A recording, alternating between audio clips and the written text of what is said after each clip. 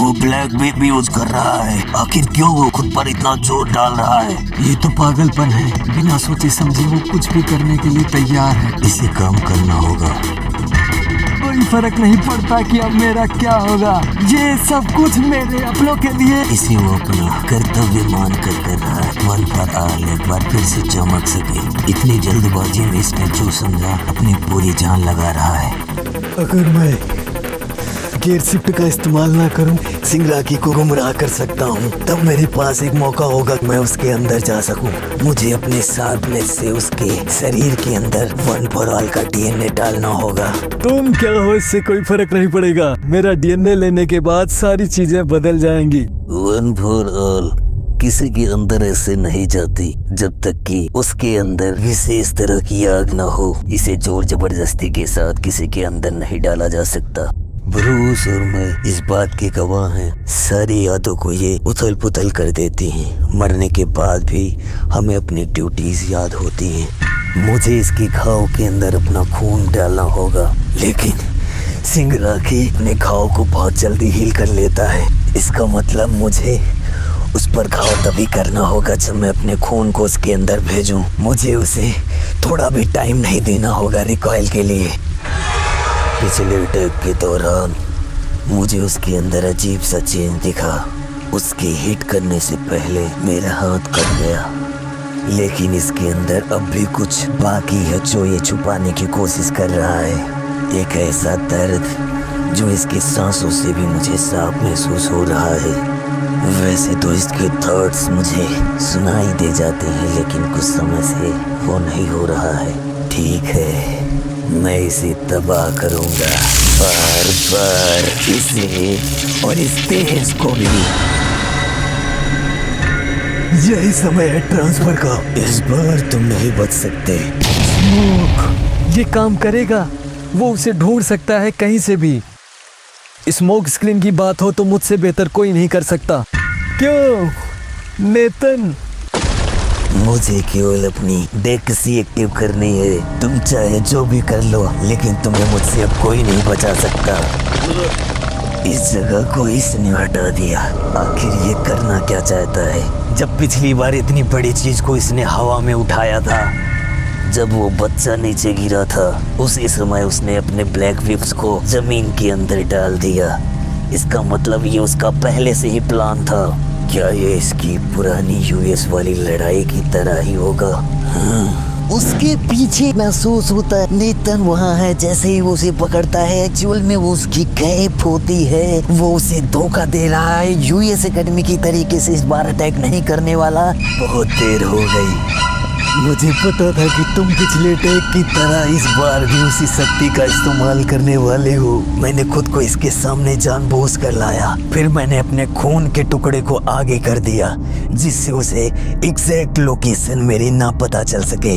इससे मुझे एक चांस मिला उसके नजदीक बहुत तेजी से आने का। मैंने उसकी ही शक्ति का इस्तेमाल उसके खिलाफ किया। नेतन, मेरा शरीर ये मुझसे कह रहा था कि मैं इसे हिट नहीं कर सकता।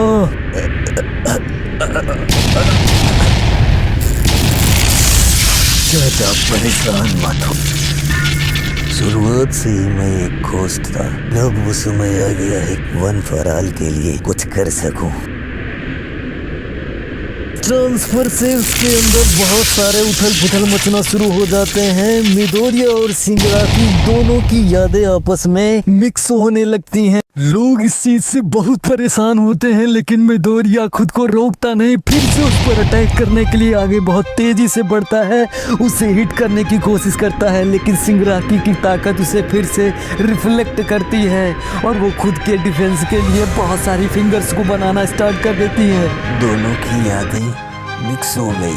ये केवल मेरे भाई के फैक्टर की वजह से हो रहा है। उसके अंदर वन फॉर ऑल बहुत तेजी से ग्रो कर रहा है। लीडर्स के लिए ये एक कठिन समय है। मेरे भाई की इच्छा केवल वन फॉर ऑल की शक्तियाँ पाना नहीं, उसकी आत्मा भी थी। इससे कोई फर्क नहीं पड़ा कि उसने कितनी शक्तियाँ इकट्ठा की, लेकिन उसके बावजूद भी वो उस आत्मा के पीछे था। अब समय है। दुनिया का सबसे ताकतवर विलन घृणा और दुख से भरा है। हमारा शुरू से यही मकसद था कि हम उसके वायलेंस और उस दर्द को खत्म कर सके। इसी कारण से हम लोग एक हुए और साथ आए।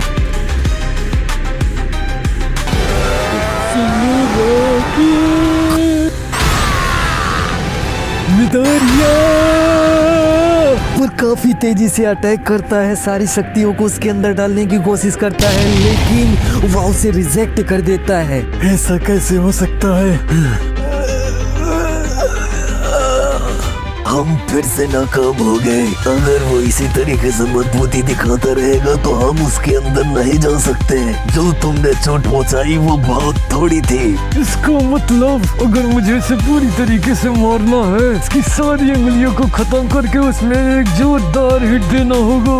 लेकिन दूसरा ट्रांसफर हो पाया क्योंकि मैंने उसकी उंगलियों को तोड़ते हुए उसे हिट किया। ऐसा लगता है कि इसकी उंगलियां इसके लिए एक शील्ड का काम कर रही हैं। तभी उसे उस सिंगराकी की एक मेमोरी दिखाई देती है। अभी तक केवल नेतन की ही मेमोरी वहाँ चारों तरफ चल रही थी, लेकिन सिंगराकी के बचपन की एक मेमोरी उसे दिखाई देती है और उसे लगता है कि हाँ, हम सही रास्ते पर हैं, हम ये कर सकते हैं। इसके अंदर फिर से हिट करके वन फॉर ऑल की शक्तियों को ट्रांसफर कर सकते हैं और इसे अंदर से तोड़ सकते हैं। उनकी लड़ाई के बीच में हमें एक एयर कैम दिखाई देता है जिससे ब्रॉडकास्ट पूरी दुनिया में चल रहा होता है। वहाँ पर बैठे हुए लोग ये सारी चीजें देख रहे हैं, नेतन के लिए बहुत सारी प्रार्थनाएं और विश कर रहे हैं उसकी जीत के लिए। तभी हमें यूएसए सिटी नीचे लैंड होती हुई दिखाई देती है। वहाँ मडमैन आता है, एक रास्ता क्रिएट करता है। वो लोग वहाँ पर फंसे हुए लोगों को इवैक्यूएट करने की कोशिश करते हैं। चारों तरफ तबाही का मंजर है, बहुत सारे घायल सुपर हीरोज दिखाई देते हैं जिन्हें इलाज के लिए वहाँ से ले जाया जा रहा है। उस लड़ाई का ब्रॉडकास्ट हर जगह चल रहा है। कुछ लोग उसे देखकर बहुत ही दुखी हो जाते हैं, उनके अंदर टूट टूट कर आंसू बहते हैं और वो उसे बचाने के लिए बाहर निकलने की कोशिश करते हैं कि उसे मेरे अंदर जितनी भी पावर्स है उसका इस्तेमाल करके शायद मैं उसे बचा सकूं, लेकिन उसे रोकते हैं। बताया जाता है कि वो हमसे बहुत दूर है, हम उसकी बिल्कुल मदद नहीं कर सकते हैं। अब खुद को वो बेबस समझते हैं। तभी वहाँ पर कोटा भी हमें दिखाई देता है और वो डेकू के साथ बिताए उन पलों को याद करता है और खुद को रोतलू और डेकू को भी रोतलू बताता है। वो बहुत ही ज्यादा दुखी हैं, आंखों से आंसू निकलते हैं, देखकर उनका कलेजा फटा जा रहा है। डेकू हार मानने के लिए तैयार नहीं, वो अपनी पूरी जद्दोजहद लगाता है, उसे मारने की कोशिश करता है, लेकिन वो हर बार नाकाम हो रहा है, फिर भी रुकने का नाम नहीं लेता। जवाब दो, अगर तुम यहीं खत्म हो गए, सब लोग अपने रास्ते पर चले जाएंगे, उसके बाद क्या? क्योंकि तुम सब लोग मेरे साथ हो, हम इसे जरूर पहले जैसा बनाएंगे। दृश्य बदलता है, घायल लोगों को वहाँ से इवैक्यूएट किया जा रहा है, उनका इलाज के लिए आगे ले जा रहे हैं। सारे हीरो बहुत बुरी स्थिति में दिखाई देते हैं। मिडोरिया फिर से उसी अंधेरे का इस्तेमाल कर रहा है। हे मोमो, इस तरीके की चीजें बार बार कॉमिक में भी तो नहीं होती। मैंने बहुत सारी कॉमिक बुक पढ़ी, पावर्स वाले मैं, किसामी जैसे लोग ये कह सकते हैं। मुझे भी वो कहानी पढ़नी है लेकिन अभी तक नहीं पढ़ी। मुझे लगता है कि तुम्हें ये सारी चीजें नहीं पढ़नी चाहिए। मिडोरिया दुनिया का सबसे ताकतवर इंसान है, उसके बावजूद भी मैं खुद से वो बात क्यों नहीं कह सकता जो ऑलमाइट कहते थे, सब कुछ ठीक है। इसका मतलब ये है कि मैं उसके बारे में सोच रहा हूँ तो मुझे उस पर भरोसा नहीं है। दृश्य बदलते हैं, हमें हेलीकॉप्टर से दूसरी जगह का सीन दिखाई देता है जहां पर बहुत सारे हीरोज घायल अवस्था में पड़े हुए हैं। वो खुद को हिला भी नहीं सकते, इतने कमजोर। वहां लोगों को पता भी नहीं है कि उन्हें किस तरीके की इंजरी हुई है। वहां से उन्हें इवैक्यूएट करने की कोशिश करते हैं। सबके मन में केवल यही है कि मिडोरिया क्या वो काम कर सकता है। मैं आखिर मिडोरिया की तरफ क्यों हूँ? अपना दिल सबके लिए खोल कर रखता है। बड़ा दिल रखना एक विलन आखिर में सोचता है इसके बारे में। किसी विलन को हराने का सबसे अच्छा तरीका है कि उसकी लड़ाई करने का जज्बा ही खत्म कर दिया जाए। शायद वो फिर से वही कर रहा है। वो सपनों का सौदागर है जो अपने बनाए रास्ते पर चल रहा है। इतनी ताकत होने के बावजूद वो केवल लोगों को सजा देने से भी आगे सोचता है। उसके चेहरे पर डिस्परेशन साफ दिखाई देती है। तुम चाहे जैसे हो, खुद को उससे जोड़ने से नहीं रोक सकती। फिर से हमें वही दृश्य दिखाई देता है। सारे लोग मिलकर उसे देख रहे हैं और मन में भरोसा रखते हैं कि तुम कर सकते हो मिडोरिया, तुम ही हो जो ये काम कर सकते हो। यहाँ मिडोरिया उसे हिट करने के लिए उसकी उंगलियों को तोड़ता फूटता उसके पास आने की कोशिश करता है। शिंगराकी को उसके बचपन की यादें परेशान करती है। वो और तेजी से रिएक्ट करता है। मिडोरिया के लिए ये और भी ज्यादा बुरा है। वो अपनी फिंगर्स की शील्ड बनाता है। मिडोरिया पूरी ताकत के साथ उस पर अटैक करता है और उसे एक जोरदार हिट देता है, जिससे वन फॉर ऑल की सारी पावर्स उधर जाने लगती हैं। लेकिन तभी एक रिजेक्ट हो जाती है। वह खड़ी होती है, लोगों को देखती है, वहाँ नहीं है। तभी उसे याद आता है कि वो उसके हेट्रेड के कारण अंदर नहीं जा पाई। परेशान मत होइए नानी, मैं भी आपसे उतनी ही नफरत करता हूँ। ये नहीं हो पाया क्योंकि वो मुझसे नफरत करता है। बचाओ मम्मी, प्लीज बचाओ। समझ गई, इसलिए नहीं हो पाया क्योंकि वो मेरी खुद की वीकनेस थी।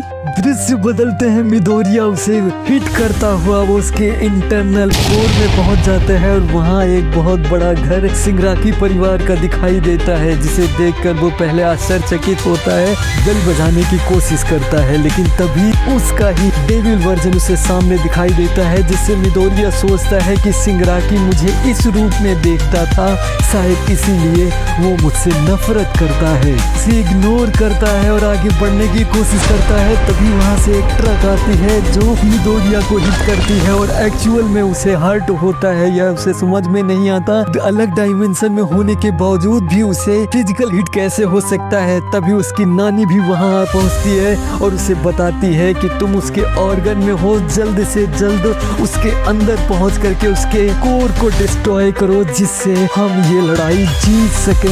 वो आगे की ओर भागता है। तभी हीरो किलर भी दिखाई देता है जो उसे रोकने की कोशिश करता है। उसके अंदर बहुत सारी एंटिटी दिखाई देती है जो उसके लिए बहुत ही ज्यादा वियर्ड होती है। वो उन सबको हटा करके जैसे ही दरवाजा खोलता है, मिडोरिया को भी पता हो चुका था वास्तव में वन फॉर ऑल की एक फॉर्मर मेंबर शिंगराकी की नानी है। पहले तो वो बहुत ही ज्यादा परेशान होता है कि ऐसा क्यों हुआ, लेकिन वह अंदर जाता है और जैसे ही दरवाजा खोलता है, उसके कोर के अंदर उसका बाप शिंगराकी को मारता हुआ दिखाई देता है। वो बेचारा डरा हुआ नीचे पड़ा है। यह देखकर मिडोरिया दुख में डूब जाता है। इसी के साथ आज का एपिसोड होता है खत्म। मिलते हैं कल नए एपिसोड के साथ, तब तक बने रहिए। Bye bye, see you, love you.